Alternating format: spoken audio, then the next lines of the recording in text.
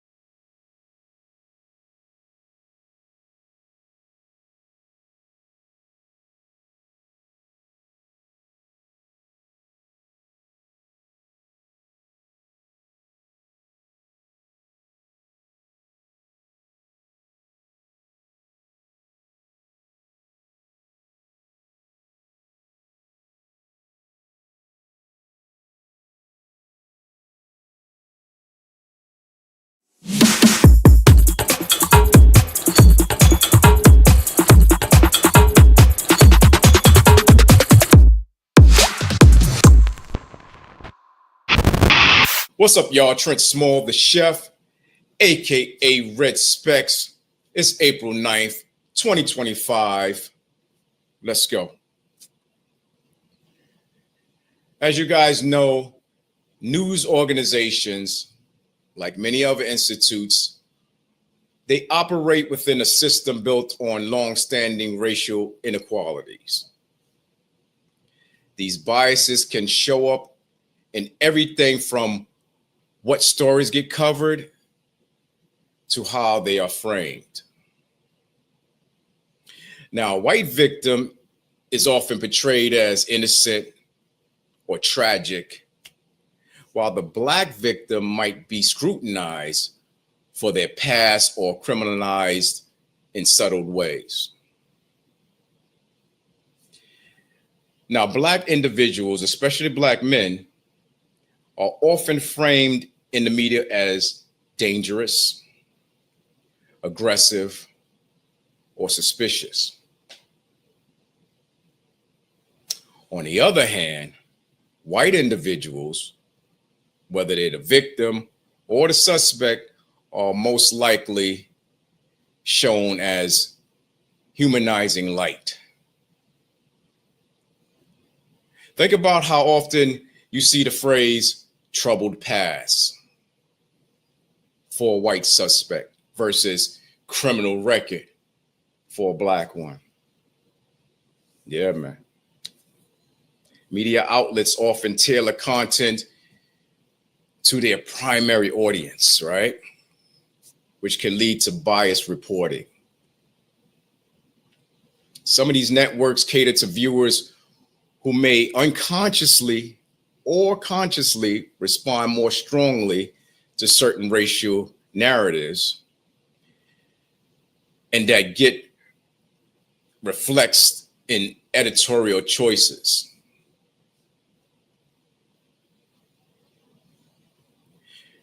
When decision makers and reporters don't reflect the diversity of the community that they cover, biases, both conscious and unconscious, can influence what stories are told and how they are told.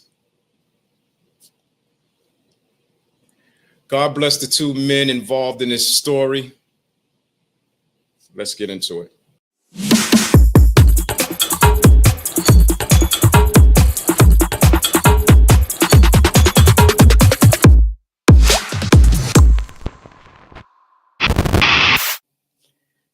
So it happened at a Texas track meet, an event meant to uplift young athletes.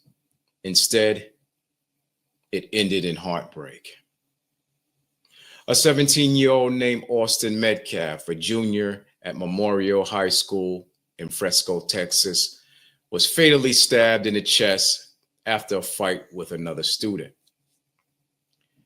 Police said the suspect is 17-year-old Carmelo Anthony, no relations to the basketball player, a student from Centennial High School, who is now in custody.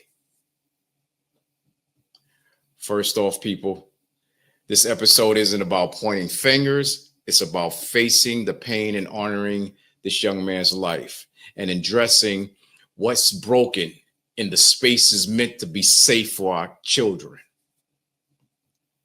And let's be clear, whether the student is Black or white, there is absolutely no reason for a tragedy like this to happen.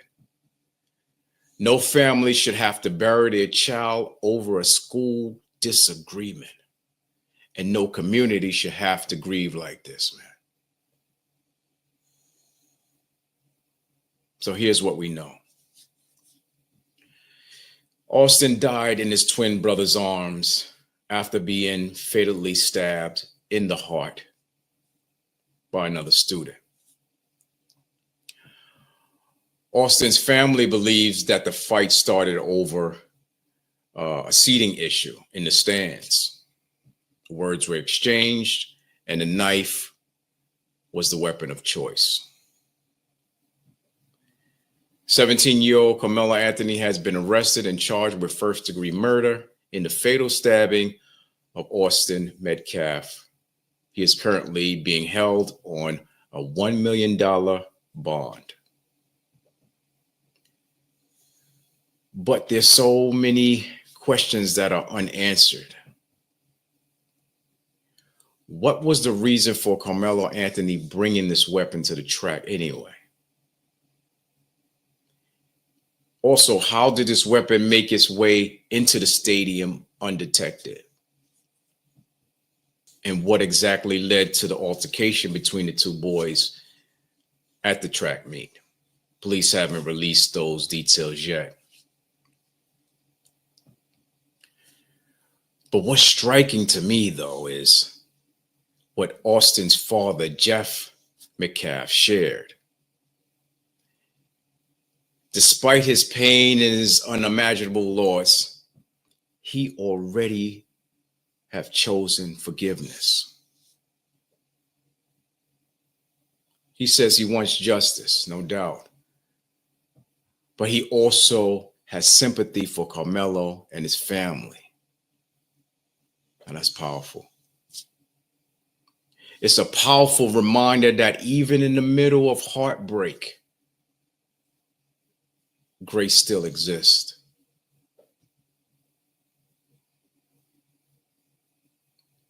So we say, what could have prevented this?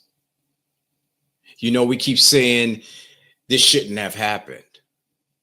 But the truth is, we know it didn't have to. A 17-year-old student is gone, and another 17-year-old is in jail, maybe for the rest of his life. So he's gone. Two families shattered. And we're all left asking, how did it get to this point? Nah, man, there's no single answer there. But there are things we could do to prevent the next tragedy. First, security matters. How did the knife make it into the school stadium? We got tech. We've got the people. But do we have the urgency? Bag checks, walkthrough, metal detectors, something, anything could have prevented this. Second, emotional support and conflict resolutions have to become priority. These aren't just kids fighting. These are kids carrying things, stress, anger, pain, and nobody's teaching them what to do with it. We expect them to act like adults without giving them the tools that adults have.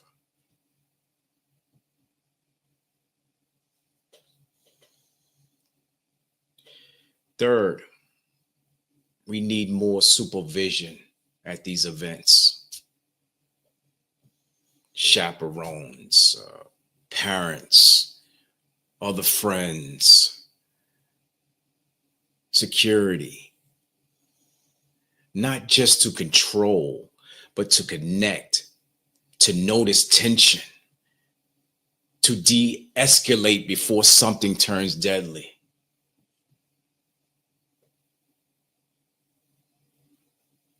And finally, we've got to talk to our young people. Not after the tragedy, before. Talk to them about pride. Talk to them about walking away. Because walking away sometimes is the best thing to do.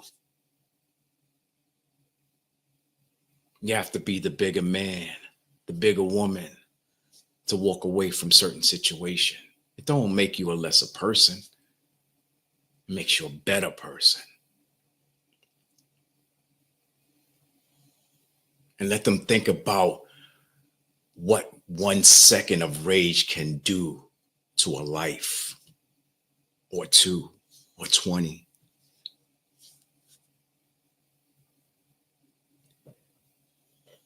This isn't a story about violence. It's a story about what happens when we don't show up early enough, loud enough for the ones who need us most. And that's our children.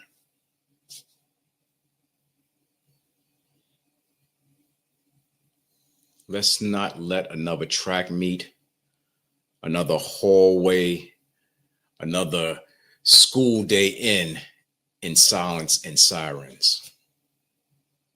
We can do better, people. We have to.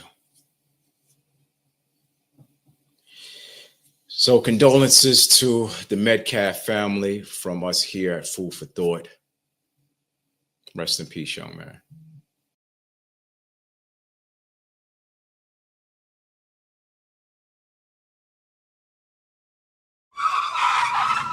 All right, hold on, everybody. Pump your brakes. Pump your brakes. I've been seeing this incident on TikTok of the two young men in Austin who got stabbed. And it's going viral. It's all over TikTok, all over social media, and what happened. And it's a tragic event. But I'm looking in these group chats, a lot of them on TikTok, and I can't believe the stupidness, the mindset of people and what they're thinking about when they're thinking about this tragedy. Their comments, unbelievable. So I just had to come back and I just had to put something in a little perspective, okay?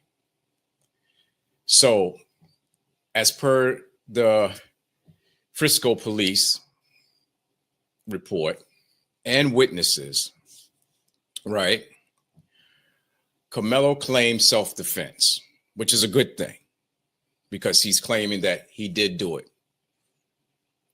Okay, he said it was self-defense. He hit me, boom. But here's what happened. Okay. Austin asked him to move from under a tent. I'm not going to go into all the details. Under the tent. Carmelo responded, touch me and see what happens, while putting his hand inside a bag he had. So obviously, we know Austin touched him, which is in no doubt, Austin shouldn't even put his hands on him at all. Why you touch this man for? Call security, tell somebody, oh, he's sitting in the wrong seat, even though there was no assigned seats from the beginning. Right.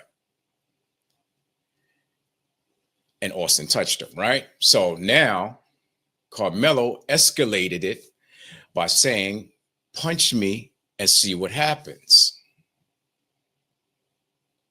Once again, Austin ended up shoving him or punching him. And Carmelo, in response, pulled out a knife and stabbed him. Now, was the stabbing justified? That's the question in all these podcasts and stuff that's going on right now. Was the stabbing justified?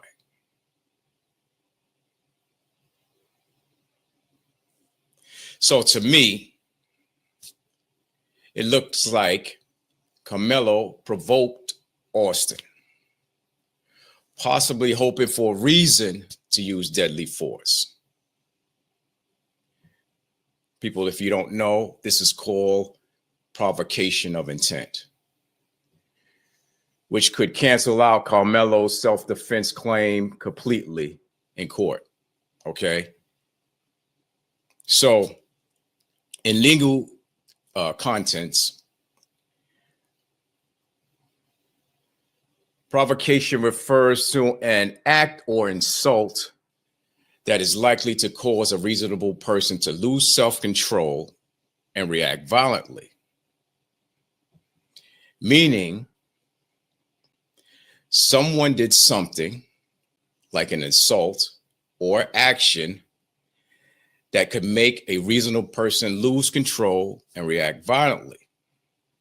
In this case, Carmelo, the suspect, provoked Austin, the victim, to hit him, causing Carmelo to lose control and react violently, leading up to the stabbing. You got me? Once again, maybe Austin shouldn't, touched him, because Austin committed an unlawful battery by shoving him or touching him or punching him. But once again, does that justify Carmelo using a knife and killing Austin? I don't know about you, but back in the days, man, we tussle.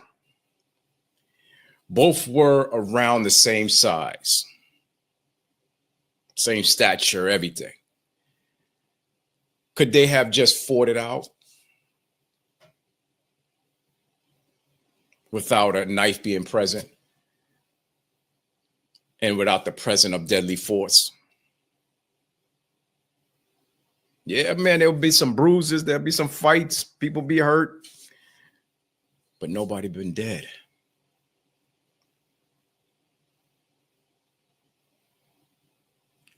Put your thoughts in the comments and let's talk, man.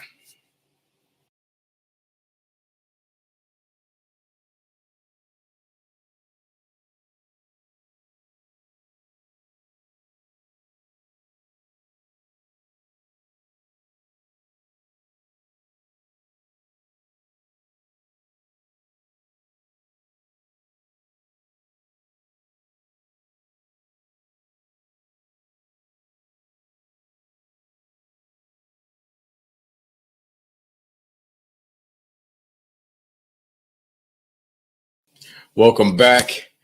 Now, I want to call out everyday moments that make you pause, shake your head, and say, yeah, exactly. Whether it's that fake phone call, mystery fridge searches, or that nap that turns into a full-blown sleepover with dreams, we all been there. So let's get into it. Here are some funny and relatable real-life subjects that hit way harder when you add exactly at the end. Check me out. When someone says, we need to talk, and your anxiety starts tap dancing. Exactly. When you clean your house and suddenly no one comes over. Damn. Exactly. When you say, I'm just resting my eyes, and you wake up 3 hours later. Exactly. When you pretend to be on the phone to avoid somebody. Exactly.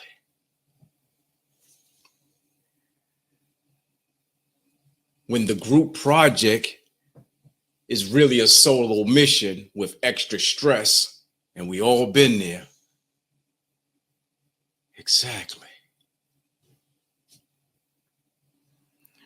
When you check your bank account and suddenly you remember, I ain't got it like that. Exactly. When someone says, be honest with me, and you immediately start lying. Exactly. When the 5 or more minute nap turns into a whole new sleep cycle. Damn. Exactly.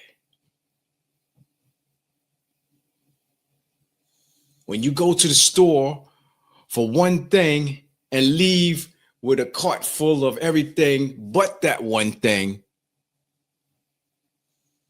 Exactly. When the Wi-Fi goes out in your house and suddenly you remember what silence sound like.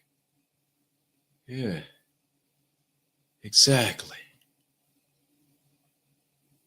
When you text, I'm on my way, but your ass just got out of the shower in a towel. Exactly. When you driving and that GPS says you have arrived, but you're literally in the middle of nowhere. Exactly. When someone says, we should hang out soon, and you both know that's a lie. Yeah, exactly. When you go to bed early and you wake up even more tired. God damn it. Exactly. When your laundry day turns into a week-long negotiation. Hallelujah. Exactly. When Netflix asks, are you still watching? Like it's judging you. Exactly. When the group chat make plans, but nobody follows up on those plans. We know who you are. Exactly. When you wave back at someone who wasn't waving at you. Oops. Exactly. When you say, I'm not mad, but you already planned your whole speech you wanted to say ahead of time. Exactly. When your package says delivered, but it's nowhere in sight. What the? Exactly. You see, life is a collection of exactly moments. Sometimes they're hilarious, sometimes painful, always way too real. So the next time you find yourself standing in line in the store with $100 worth of stuff you didn't plan for, or waking up confused from a quick nap, just remember you're not alone. We've all been there. We all felt that. Life be lifing. And all you can say is, exactly. See you next week. Peace.